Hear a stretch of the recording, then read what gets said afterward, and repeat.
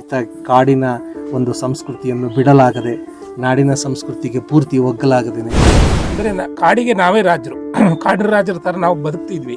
ಫೋರ್ಸ್ಫುಲ್ಲಾಗಿ ಹೊರಗಡೆ ತಂದರು, ಬೆಂಕಿ ಹಾಕಿ ಆನೆ ತುಳಿಸಿ ನಮ್ಮ ಬೆಳೆಗಳನ್ನು ನಾಶಪಡಿಸಿ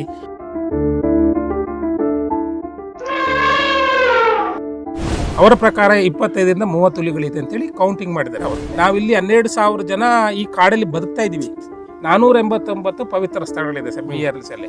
ಬಟ್ ನಾವು ಹೊರಗೆ ಬಂದು ಬದುಕಬಹುದಾ ಅಂತ ಹೇಳ್ಬೋದು. ಹೊರಗೆ ಬಂದು ಬದುಕಲಿಕ್ಕೆ ಕಷ್ಟ ಇದೆ. 2 ಟೈಮ್ ಊಟ ಮಾಡ್ತೀವಿ, ಬೆಳಗ್ಗೆ ಮಾತ್ರ ರಾತ್ರಿ ಊಟ ಮಾಡ್ತೀವಿ. ನಮಗೇನು 3 ಸಮಯದ ಊಟ ಮಾಡಬೇಕು ಅಂತ ಏನಿಲ್ಲ. ಅದೇ ನಮ್ಮ ಸಂಸ್ಕೃತಿಯನ್ನು ನಾವು ಯಾವತ್ತೂ ಬಿಡಬಾರ್ದು ಅನ್ನೋದು ನನಗೆ ಅನಿಸಿದೆ ಸರ್. ಯಾಕಂದರೆ ನಮ್ಮ ಸಂಸ್ಕೃತಿಯಲ್ಲಿ ಭಾಳ ಮೌಲ್ಯಗಳಿದೆ. ಈ ಅರಣ್ಯ ಇಲಾಖೆ ಆಗಲಿ ಸರ್ಕಾರದ ಕಾನೂನುಗಳು ನಮ್ಮನ್ನು ಬದುಕಲಿಕ್ಕೆ ಬಿಡ್ತಾ ಇಲ್ಲ. ಆವಾಗ ಏನಂತೆ ಹುಲಿ ಇಲ್ಲಿಂದ ಈ ಕಾಡಿಂದ ಆ ಕಾಡಿಗೆ ಹೋಯ್ತು, ಆ ಕಾಡಿಂದ ಆ ಕಾಡಿಗೆ ಹೋಯ್ತು ಅಂತ ಅದು ಕಾರಿಡಾರ್ ಮಾಡ್ತಾರೆ. ಆ ಕಾರಿಡಾರಲ್ಲಿ ಯಾರೆಲ್ಲ ವಾಸ ಮಾಡ್ತಾರೋ ಅವ್ರು ಇರೋಂಗಿಲ್ಲ. ಸರ್ಕಾರಗಳಲ್ಲಿ ಕಾನೂನು ಮಾಡೋರು ಜನರೊಟ್ಟಿಗೆ ಮೊದಲು ಸ್ಪಂದಿಸಬೇಕು ಸರ್.